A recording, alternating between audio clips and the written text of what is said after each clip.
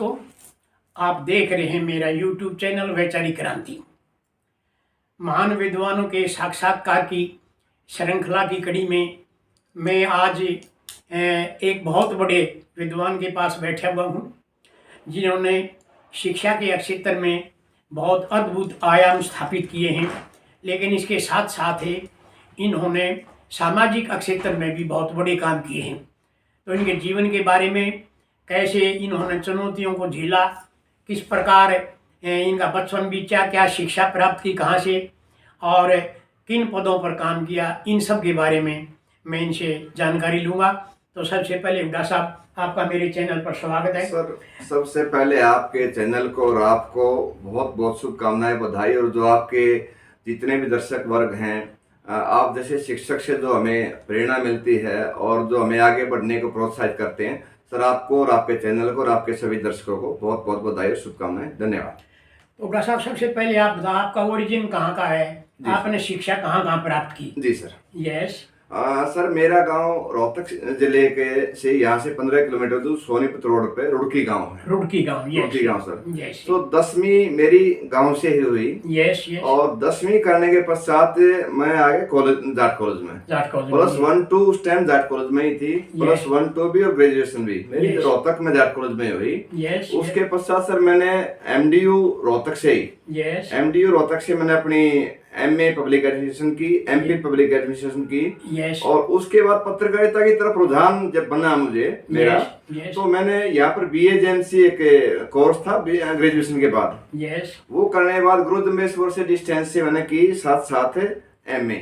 और MDU से ही मेरी PhD है मास कम्युनिकेशन की, और वो भी ग्रामीण विकास और मीडिया पे है। यानी ग्रामीण विकास को लेकर जो एक भूख थी, जो एक ग्रामीणों को सुविधाएं कैसे मिले, उसको लेकर मैंने अपनी PhD में बिल्कुल एक सार, एक खाका, एक सरकार को एक मैसेज ऐसा देने का प्रयास किया कि ग्रामीण विकास में मीडिया बहुत ज्यादा भागीदार हो सकता है, जैसे आपका चैनल है। तो हुड्डा साहब, आपने जो ये प्रेरणा मिली क्षेत्र माने की शिक्षा के क्षेत्र में, जी सर, ये प्रेरणा आपको कहाँ से मिली? क्या परिवार का आपका कोई सदस्य था या कोई रिश्तेदार था सर? परिवार, आप शिक्षा के क्षेत्र में आए? सर, परिवार में कोई सदस्य नहीं था, परंतु एक शुरुआत से जब टीचर का एक रोब कहें, रुतबा कहें, डर कहें, या उसका एक आशीर्वाद कहें, वो टीचरों का बहुत बढ़िया मिला सर मुझे। चाहे वो स्कूल लेवल पे हो, कॉलेज लेवल पे हो, चाहे अपना यूनिवर्सिटी लेवल पे हो, एक जो शिक्षा और शिक्षक एक ऐसा नाता है जो कि अपने आप में मैं इससे मजबूत और इससे व्यवहारिक और इससे अच्छा कोई नाता नहीं मानता, इससे बढ़िया पैसा भी नहीं मानता। अच्छा, आपके जीवन में ऐसा कोई अध्यापक है स्कूल लेवल पर या कॉलेज लेवल पर, यूनिवर्सिटी लेवल पर, जिसको आपने बहुत ज्यादा, जिसने आपको बहुत ज्यादा प्रेरित किया हो? जी सर। जिससे आप ज्यादा प्रभावित हुए हो? जी सर। कोई ऐसा अध्यापक या आपका प्रोफेसर रहा है आपके कॉलेज में? सर, स्कूल लेवल पर भी कई मेरे बहुत अच्छे टीचर रहे। इसमें एक राणा साहब थे, वो पाकिस्तान गांव से थे। क्या नाम था पूरा नाम? इंग्लिश के थे सर, HS राणा कुछ ऐसा नाम था। तो साथ साथ एक उम्मेद कौर मैडम थी, वो हिंदी की थी। और एक ड्राइंग के टीचर थे मेरे बारोट से गांव से, रोहतास जी। एक साइंस के टीचर थे जो भौर गांव से, बलजीत सिंह जी। ये मेरे स्कूल के टीचर थे, जो कि 1990 दशक से पहले के। फिर सर मैं कॉलेज में एडमिशन लिया, यहाँ पर भी कोई बहुत ही लाजवाब और बेहतरीन टीचर मिले। डॉक्टर शबनम राठी फिलहाल प्रिंसिपल आजाद कॉलेज में, वो मेरे टीचर रही। हाँ जी। और मैडम मुनीष नांदड़ हैं, ये भी मेरे टीचर रही। डॉक्टर रामिंदर हैं, वो भी मेरे टीचर रहे। कई ऐसे लाजवाब टीचर जो कॉलेज लेवल पे मुझे मिले, जिन्होंने हमेशा प्रोत्साहित किया, हतोत्साहित कभी नहीं किया। ठीक इसी प्रकार MDU में डॉक्टर SS साहब थे, उनका बहुत बड़ा SS साहब जी, वो पब्लिक एड के थे। फिर डॉक्टर हरीश जो मेरे MD में PhD गाइड भी थे, और डॉक्टर सरोजनी नांदड़ जो मेरी एक आदर्श टीचर कहते हैं ना, ये वो लोग मिले जिन्होंने हमेशा एक रास्ता दिखाने का कार्य किया, और जीवन में उजाले के साथ साथ ये कहा, बेटा आप चलते रहो, सफलता भी मिलेगी और अच्छाई भी मिलेगी। अच्छा, शायद मुझे ऐसा लगता है, एक टीचर है, मैं एक 3 लाइन बोलता हूँ अध्यापक के बारे में। जी जी। He is a teacher, he is a good teacher, he is the best teacher. जी। तो मैं बेस्ट टीचर वाली जो अवधारणा है उसको कुछ ज्यादा प्राथमिकता देता हूँ, और मेरे जीवन का लक्ष्य भी रहा है कुछ बेस्ट टीचर रहने का। जी जी। और इसमें मैं एक लाइन कहूँ, एक टीचर कैन मेक और मार the destiny of a nation. बिल्कुल सर। तो इसमें आप अपनी भूमिका किस प्रकार अदा कर रहे हो? आप अपने गुरुओं के साथ जाट कॉलेज में काम भी कर रहे हो जी सर। तो उनके साथ काम करते हुए आपको कैसा लग रहा है? सर मैं इस चीज में बड़ा एक थोड़ा सा उदाहरण भी देना चाहूंगा। Yes yes. जैसे पढ़ाई के 3 ही चैनल हो गए, स्कूल का, कॉलेज का और यूनिवर्सिटी का। यस। मैंने पिछले दिनों एक बुक लिखी थी ग्रामीण विकास और मीडिया पे। Yes yes. मैंने एक दिन में मैं सुबह पहुंचा गांव के स्कूल में। यानी मेरी आस्था देखिए, मेरे उस स्कूल में पहुंचा जिसने मेरे को 10वीं तक का मेरा जीवन बनाया। उस स्कूल में सुबह सुबह उस पुस्तक का विमोचन किया। फिर 10 बजे आके मैंने जाट कॉलेज में अपने टीचरों के साथ विमोचन किया। फिर मैं यूनिवर्सिटी में चला गया 3री श्रेणी में, अपने डिपार्टमेंट में जो मेरे टीचर थे उनके साथ विमोचन किया। यानी तीनों कड़ी जिन्होंने मुझे शिक्षा के क्षेत्र में खड़ा किया, तो मुझे इतनी खुशी थी कि तीनों चल मेरे एक दिन में जो मेरे शिक्षक हैं या मेरे गुरुजन हैं उनके साथ मिलकर के पुस्तक का विमोचन किया। तो मैं बहुत आस्था रखता हूँ टीचरों में, और उन टीचरों के प्रति आज भी मेरी श्रद्धा उससे कहीं ज्यादा है जो पहले थी। वो बचपना था या कुछ भी था, उस टाइम आदमी इतना समझदार नहीं होता, परंतु जो समझदार होता है तो ये पता चलता है कि टीचर की हमारे जीवन में क्या अहमियत है और टीचर ने किस प्रकार से हमें निखारा है। जो निखारने कार्य किया है, हीरे को जो तराशने कार्य किया, वो टीचरों की सर इतनी बड़ी भूमिका होती है हमारे जीवन में कि हम उसकी कल्पना या उसको शब्दों में बयान नहीं कर सकते।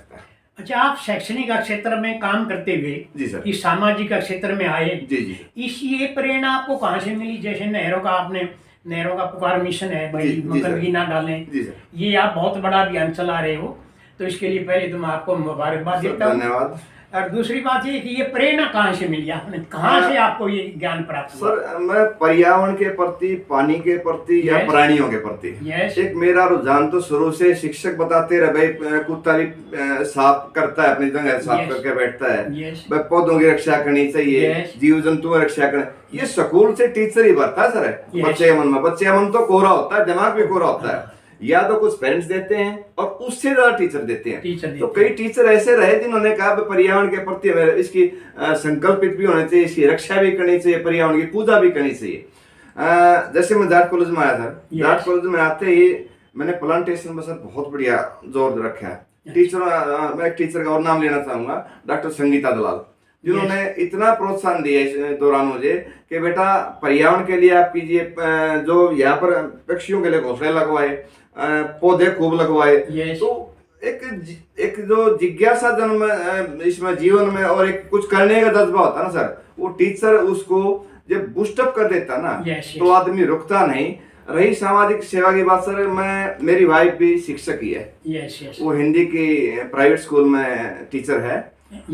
तो मैं सुबह सुबह सर उसको 7 बजे के करीब छोड़ने जाता हूँ डेली। वो मेरे गांव में स्कूल में है सर, रुड़की गांव में एक प्राइवेट स्कूल है, दादाराम सीनियर सेकेंडरी स्कूल, उसमें टीचर है। तो उसको छोड़ने जाता था, तो सुबह सुबह कई दिन पहले तो मैं गांव में गया था, यहीं से दिल्ली वाला रोड, बोर वाला कोविड के दौरान बंद था पुल, यहाँ से निकल गया मैं। देखिए पुल पर के बहुत ज्यादा थैलियां उड़ रही थी, प्लास्टिक की बहुत ज्यादा। तो जब देखा हुआ कि साथ ये थैली इसमें पानी में जा रही, तो मैं कितना नुकसान होगा। चलो उस दिन तो मैं आ गया। अगले दिन मैं वाइफ को उतार के वहां पर सुबह 7 बजे और मैं सीधा पहुंच गया दिल्ली बाईपास पर अपना व्हीकल लेके। और सुबह जाते देखा वो नवरात्रि खत्म हो गए सर उस दौरान। तो देखा इतनी ज्यादा प्लास्टिक की थैलियां पड़ी थी, इतने प्रकार का सामान, दोनों नहरों के अंदर भी उससे ज्यादा, बाहर भी उससे ज्यादा। तो मैंने सोचा यार इतना पानी जब जाएगा प्लास्टिक तो कितना पोल्यूशन होगा, और यही पानी हम पीते हैं। क्योंकि पहले तो फिर सोचा भाई कुएं और तालाब कितने थे। कोई गांव ऐसा नहीं था जहाँ 5, 10, 15, 20 कुएं इतने ही जोड़ना हो, और वो सिमटते आ रहे हैं। तो वो देखकर मन में जिज्ञासा जागी, भाई क्यों ना इसके लिए कार्य किया जाए। सर पहले दिन सुबह सुबह जाके मैंने वो प्लास्टिक सारा साफ किया, और एक दिन है उसको रखा है। अगले फिर मैं शाम को गया, शाम को भी उतना ही प्लास्टिक मिला, वो भी इसी प्रकार से गया। फिर 4-5 दिन के बाद जब मैं करता रहा सुबह और शाम दोनों टाइम गया सर, तो फिर मैंने आके फेसबुक पे अपील की लोगों से कि भाई पूजा पाठ कीजिए, अच्छी बात है, आस्था रखिए, अच्छी बात है, भाई देवी देवताओं की उस पानी को पूजिए। जो किसी भी धार्मिक कार्य में कोई भी अच्छा कार्य करते उस पानी की जो हमें जरूरत पड़ती है, जो हमें 24 घंटे 7 दिन में जीवन देता है। तो लोगों का उसका इम्पैक्ट ये आया कि कई लोगों ने कहा कि आप नहर पर खड़े होते, मान जी नहर पर जहाँ खड़े होते, लोगों से हाथ जोड़ कर अपील करते हैं कि इस पानी को शुद्ध और निर्मल रहने दीजिए, यही आपके घर जा रहा है। तो सर काफी लोग जुड़े और तो इसमें आपने एक संगठन बना रखा है जिसमें रणबीर सिंह जी भी मेरा ख्याल आपके साथ काम कर रहे हैं। रणबीर सिंह पे आना चाहूंगा सर मैं। रणबीर सिंह बहुत ही एक सक्रिय और समाज, यानी ये आदमी ऐसा मिला हमें जो कि हम तो जाकर शायद थोड़ी बहुत देर बैठ जाते हैं जाने के बाद, ये जाते ही साफ स्वच्छता के प्रति, पर्यावरण के प्रति, प्राणियों के प्रति एक समर्पित जो व्यक्तित्व तो मिले वो रणबीर मलिक मिले। और भी काफी लोग ऐसे हैं जो शहर के करीम हैं, रणबीर जैसे ही हैं, जो कि पर्यावरण के लिए, पानी के लिए कार्य करते हैं। रणबीर मलिक जी भी सर एक महायोद्धा है हमारे सुनो नहरों पुकार मिशन के। तो ये जो आप कार्य कर रहे हो ये नहरों की भी पुकार मिशन में, जी, इसमें आपने बहुत आदमी जोड़ रखे हैं। जी सर। क्या सभी आदमी पूरा सहयोग दे रहे हैं या कुछ मतलब ढीले ढपके भी आ जाते हैं कुछ? सर इसमें आदमी कई तरह के मिलते हैं। कई लोग यो कहते हैं भाई पानी तो अपने आप को साफ कर लेता है। भाई लोगों की आस्था जुड़ी हुई है। भाई इसको आप कितना कर पाओगे, ये एक पुल है, आगे डालते पीछे डालते। तो हम तो ये कहते हैं कि व्यवहारिक बदलाव है वो धीरे धीरे आएगा, स्टेप वाइज आएगा। फिलहाल हमारा स्टेप 3 साल 7 महीने हो गए सर। हमने सर हमारी जो टीम है जिसमें रणबीर भी है और आप भी 1-2 बार हमारे पास आए हो, और कई बहुत अच्छे सुलझे हुए लोग हैं जो विभिन्न पदों से रिटायर्ड हैं, जैसे डॉक्टर रविंद्र नांदड़ है, बुधवास जी हैं, एक मुकेश नैनकवाल है जो अभी सीएम ऑफिस में है, अजय उदा रक्तदान का कार्य करता है, स्वीटी मलिक, रविंद्र मलिक, ये भी दोनों टीचर भी हैं और स्वास्थ्य कार्यकर्ता भी हैं, और दीपक छारा है एक लड़का, यह शिक्षक है। तो हर क्षेत्र के लोग जुड़े हुए हैं, जैसे रिटायर्ड एक्सियन है अपने करण सिंह गहलोत जी, और रणबीर मलिक है, वेदपाल नैन है, यानी और सतवीर शिकारा। कई लोग ऐसे हैं जो कि विभिन्न क्षेत्रों में सेवा करने के बाद, रिटायरमेंट के बाद या नौकरी के साथ उनको ये पता चल गया कि ये पानी उसके घर भी जा रहा है।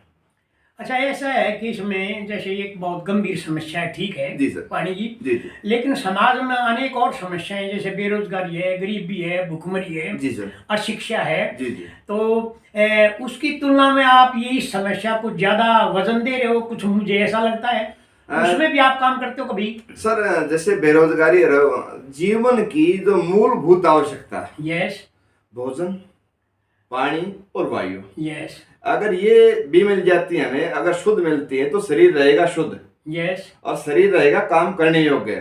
अगर ये चीज ठीक नहीं मिलेगी, बीमारियां आएंगी, तो हम ना तो रोजगार करने योग्य रहेंगे, ना घर के कार्य करने योग्य रहेंगे, ना ही समाज के कार्य करने योग्य रहेंगे। वो चीजें बाद में आती हैं मेरे अनुसार सर, वो चीजें बाद में, क्योंकि ये पानी गाय भी पिएगी, भैंस भी पिएगी, पेड़ पौधे सबके लिए सर ये पानी के बगैर, सर पानी के बगैर तो हम जीवन की कल्पना ही नहीं कर सकते। जल ही जीवन है, जल ही जीवन है। आज तो हम चंद्रमा चांद तक पे पानी की सर्च करने जा रहे हैं, और हम अपने तो यहाँ पानी उसकी कदर नहीं कर रहे।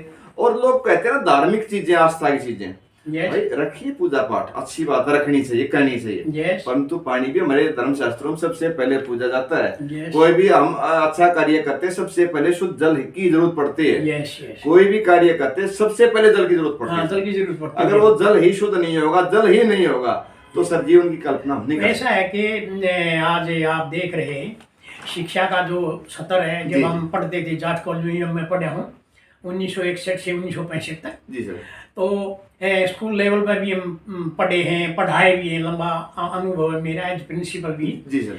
तो आप कैसा महसूस करते हो शिक्षा का जो स्तर है आज, इसमें कुछ गिरावट सी है, कैसी महसूस करते हो आप? सर उसमें दोनों लेवल पे गिरावट है। मेरा अपना जो आकलन रहता है कि हम जो शिक्षक हैं, वो भी जो हमें जो कार्य सौंपा गया, उस कार्य पर संपूर्ण या 100% खरा नहीं उतरता, डेडिकेटेड नहीं है। जो समर्पण भावना या डेडिकेशन था टीचरों में, जैसे आप जैसे टीचर थे, साइकिल पर चल के कई कई किलोमीटर दूर जाके हमेशा ये प्रयास रहता था कि लेक्चर ना छूटे, बच्चों को समझाया जाए, बच्चों को पढ़ाया जाए, बच्चों को खिलाया जाए।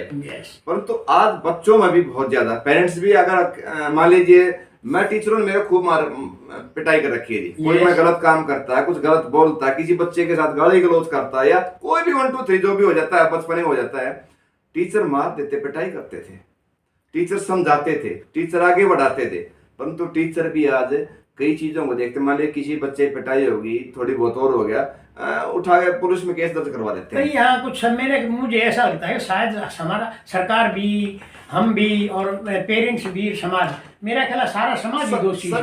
कई जब इसीलिए कई शब्द का प्रयोग किया ना, टीचर भी अकेला, पर टीचर का ऐसा सर, टीचर अगर थोड़ा बहुत ध्यान करेगा तो काफी चीजें पॉजिटिव इम्पैक्ट बहुत ज्यादा। जैसे सर मैं 2 सेक्टरों का उल्लेख करता हूँ, कई में लेक्चर देता हूँ, ई सेक्टर, हेल्थ और एजुकेशन, दोनों में इतनी ज्यादा गिरावट है सर। हेल्थ का तो इतना ज्यादा डॉक्टरों में विश्वास करना छोड़ गए, टीचर जिसका विश्वास भी था, मास्टर जी के बगैर कोई नहीं बोलता था, वहां भी कहीं ना कहीं हिलना शुरू हो चुका है। टीचर का जो जज्बा या उसकी इज्जत थी वो भी हमने फिर से कायम करनी है। तो बच्चों के साथ एक बेहतरीन तालमेल के साथ, पेरेंट्स के साथ बेहतरीन तालमेल के साथ हमें आगे बढ़ना पड़ेगा, तभी टीचर का वही जो इज्जत जो पुरानी थी, हम आज अब भी अपने टीचरों को के सामने सिर झुका बात करते हैं, और हमें हमारे टीचर के सामने बोलने की तो हमारी हिम्मत होती ही नहीं थी। बोलिए, हम जैसे अपने बच्चों को कहता हूँ सर, बेटा बोलिए, अच्छी बात है, परंतु नकारात्मक मत बोलिए, नकारात्मक मत सोचिए। आपको जो करना है आप अच्छा काम कीजिए, अगर बुरा हुआ तो मेरा होगा, अच्छा होगा बेटा आपका होगा। तो यूं कहने बस सर बच्चे में एक विशेष जो ऊर्जा का संचार होता है, और वो ऐसी ऊर्जा आती है। मेरे कई बच्चे बहुत बढ़िया चैनलों में काम कर रहे हैं, न्यूज़पेपर में भी काम कर रहे हैं, और सर एक रिस्पेक्ट जो देते हैं ना वो बच्चे, वो वास्तव में लाजवाब मिलती है मुझे। अच्छा, एक आजकल का युवा आप देख रहे हो, गांव में विशेषकर, शहर में तो नहीं, कम है जी सर, लेकिन गांव में जो ना जो बच्चे हैं वो कुछ पथभ्रष्ट हो गए, ना पेरेंट्स की इज्जत करते, ना माँ बाप की इज्जत करते, ना समाज के बड़े बुजुर्गों की। तो उनको आप क्या संदेश देना चाहोगे, मतलब क्या उनको क्या करना चाहिए कि ताकि वो अपने मतलब ये जो पॉजिटिव चैनल है, पॉजिटिव जो रास्ता है, बिल्कुल सर, संचार क्रांति इसके नाम से एक नई ऊर्जा का उत्पादन संचार होता है हमारे दिलो दिमाग में। सर जो आज के युवा हैं उनको इतना संदेश देना चाहूंगा, बेटा जड़ के बगैर कभी पौधा या कभी कोई फसल आगे नहीं बढ़ सकती, उत्पन्न फल नहीं दे सकती। अगर आप अपनी जड़ों को, अपने पेरेंट्स को, अपने टीचर को या अपने समाज के लोगों को, बड़े बुजुर्गों को मान सम्मान नहीं दोगे तो आपको भी वापस पलट के आएगी। चाहे प्रकृति हो, चाहे ये हमारे सामाजिक संस्कार हो, चाहे हमारे सामाजिक मूल्य हो, वो अगर कायम हैं तो आप लोग भी जिंदा हो, वरना आप लोग भी नहीं बच पाओगे, नहीं पनप पाओगे, नहीं आगे बढ़ पाओगे, और आपकी ग्रोथ नहीं होगी। डॉक्टर ईश्वर सिंह जी हैं, आंखों के स्पेशलिस्ट हैं, बिल्कुल। उनका मैंने इंटरव्यू किया तो उन्होंने एक सुझाव दिया था युवा के बारे में। उन्होंने ये कहा था कि भाई युवा को खाली नहीं रहना चाहिए, वो चाहे छोटा मोटा काम कर लो, अगर वो खाली रहेगा ना, an empty mind is a devils workshop, उन्होंने कहा था। तो छोटा मोटा काम, लेकिन गांव में एक दिक्कत है कि हम छोटे मोटे काम को जो है थोड़ा प्राथमिकता नहीं देते, हम ऊंची सोचते हैं, लेकिन छोटे काम से ही बड़ा काम बनता है। कुछ ऐसा डॉक्टर ईश्वर सिंह जी का विचार कैसा लगा? नहीं सर, बहुत बढ़िया, क्योंकि जो हमने देख लीजिए सुबह सुबह सर, जैसे पेरेंट्स कह देते थे भाई भैंसों को पानी पिला लो, फिर जो चमाशिया टाइम भी होता, मैंने खुद जरा अपने हाथों से, हमारा खेत कई किलोमीटर दूर था, तो सुबह सुबह हम 5 बजे उठ कर जाते, पैदल सिर पर परोठा भी ले गए और आ गए, उसको डाल कर नहाकर फिर स्कूल जाते, दोपहर तफरीयों फिर खाना खाने आते हैं, फिर शाम को फिर जाते हैं, और उसका खेत में भी कई बार चले जाते हैं शाम। अब खेत में जाएं या आसपास जाएं, कहीं घूमने जाएं, मोटरसाइकिल या गाड़ी, पैदल चलना पैदल नहीं चलती। और जो काम की कल्चर थी सर देहात में, तो काम ही पूजा था, पूजा थी। वो काम जब से पूजा काम की घटी है, तो युवा भी कहीं ना कहीं हिलने लगे है, डगमगाने लगे है। अगर उसको काम से हटाया जाएगा तो वो भ्रष्ट कहें या उसको दिशा विहीन कहें, वो जरूर होगा सर। और आज का युवा जितना काम का वजन घटा है, जितना काम घटा है युवा के सामने से, उतना ही दिशा विहीन होता जा रहा है। ये जो आज शिक्षा जगत में कार्य कर रहे हैं, चाहे वो वाइस चांसलर हैं, टीचर्स हैं, प्रोफेसर हैं, अध्यापक हैं, कोई भी है, उनको आप क्या संदेश देना चाहोगे जो इस क्षेत्र में काम कर रहे हैं, शिक्षा के क्षेत्र में? देखिए, युवाओं को कुछ ऐसा मोटिवेशनल कीजिए कि वो अपना कार्य बेहतरीन तरीके से कर पाए।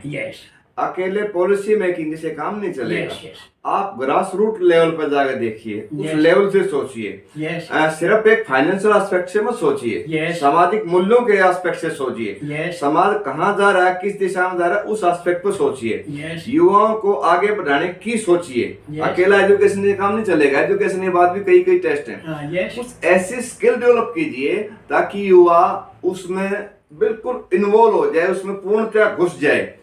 चाइना जैसे देश का एग्जांपल लेते हैं हम। yes. चाइना देश में क्या करते हैं कि बच्चे को बचपन से ही इस प्रकार की शिक्षा दी जाती है, इस प्रकार से उसको किया जाता है।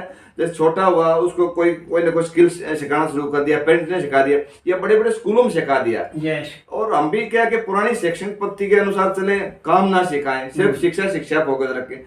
अगर स्किल डेवलपमेंट का जो आज कई बार सरकारें भी इस चीज पे फोकस करती हैं, yes. तो स्किल डेवलपमेंट जितना होगा सर उतना युवा को काम भी मिलेगा, राष्ट्र की उन्नति भी होगी, देश प्रदेश और समाज का हित भी ज्यादा होगा। अच्छा, मेरा एक चैनल है यूट्यूब पे, वैचारिक क्रांति, ये मैंने बना है कई साल से। जी सर। ये काम कर रहा है, कुछ गांव में भी हमने काम किए हैं, कुछ सामाजिक सुधार के। तो ये जो मेरे चैनल के दूरदर्शक हैं, उनको आप क्या मतलब संदेश देना चाहोगे?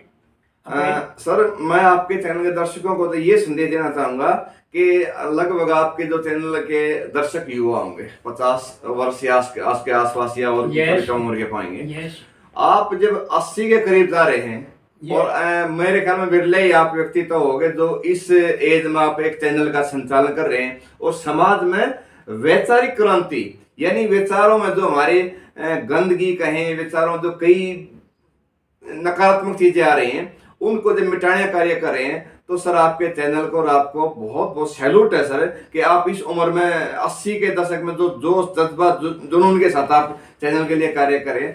सर आपकी सैल्यूट आपके इस कार्य को। डॉक्टर साहब, कई बार मेरे से प्रश्न पूछा जाता है कि आप 80 वर्ष की आयु में चल रहे हो, तो आप में ये स्टेमिना, बोलने का आवाज आपकी बहुत तेज है और आप काम करते हो, ये स्टेमिना आपके पास कहाँ से आता है? तो मैं एक उत्तर देता हूँ, भाई मुझे ये पता नहीं कहाँ से आता है।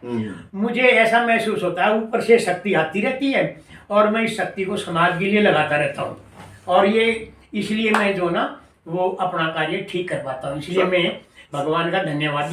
सर ये भी शिक्षक बोल रहे हैं। एक शिक्षक थे आप, अगर आप कहीं और किसी सर्विस में होते तो शायद अब तक आप इस टाइप की सोचते भी नहीं। क्योंकि शिक्षक जो स्कूल में देता है पॉजिटिव एनर्जी का जो मंदिर होता है, जहाँ से एक सकारात्मक ऊर्जा हमेशा मिलती है, वो ऊर्जा सर आपने समाज में देने का कार्य किया। रिटायरमेंट के बाद भी सरकार ने रिटायर की है, आप तन मन धन से या दिमाग से रिटायर नहीं हुए। आपका जोश जज्बा अब भी वही है कि किस प्रकार से युवाओं को एक सकारात्मक एनर्जी के साथ जोड़ा जाए, समाज का हित किया जाए, गांव का हित किया जाए, गांव के युवाओं का हित किया जाए, गांव को कैसे इस बदलाव में लाया जाए। सर आपका बहुत बहुत धन्यवाद। जो आप डॉक्टर साहब, ऐसा है आपने बहुत अच्छा काम किया कई क्षेत्र में, शैक्षणिक क्षेत्र में भी, सामाजिक क्षेत्र में।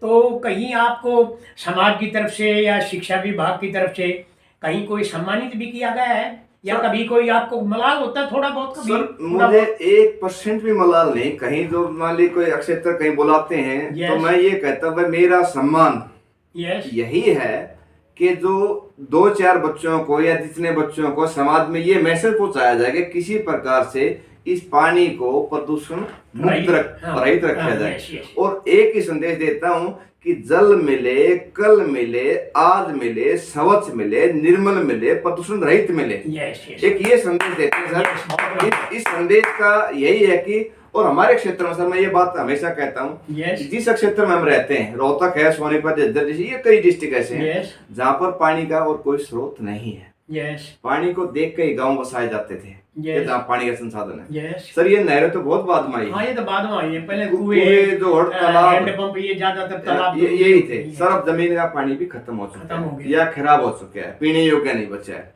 तो पीने के पानी आएगा कहाँ से, जिसकी हमेशा जरूरत पड़ती है 24 घंटे 7 दिन, तो वो पानी सर ये नहरें देती हैं। आप आस्था रखिए, अच्छी बात है, आप पूजा पाठ कीजिए, अच्छी बात है, परंतु उस पानी को भी स्वच्छ, निर्मल, पवित्र रखना ये भी एक आपका ये भी एक हमारा दायित्व है सर। पूजा है, वो बहुत बड़ी पूजा है, अगर वो करनी पड़ेगी। उस भाई आस्था समान है, कोई भी है, आप उसका उचित भूमि निष्पादन कर दीजिए, कोई बात नहीं। हम भी उसका निरादर नहीं करते सर। जैसे नहरों में कोई लोग लेके आते किसी प्रकार का पूजा पाठ का सामान, कतई निरादर नहीं करते। यस रणवीर और हम जितने लोग हैं गड्ढा कर रखे हैं, गड्ढे में डाल के गंगा जल छिड़क के मिट्टी डाल देते हैं। यस यानी किसी की आस्था का निरादर ना हो Yes. और जल का प्रदूषण भी रोके। ये किसी उद्देश्य के साथ लगे। तो डॉक्टर साहब आपने ये जो मेरे को समय दिया इसका भी मैं धन्यवाद करता हूँ सर। समय दूसरा है आपने जो जिस क्षेत्र में आप काम कर रहे हो जी सर। उसके लिए भी मैं अपनी तरफ से अपने चैनल की तरफ से आपको शुभकामनाएं देता हूँ।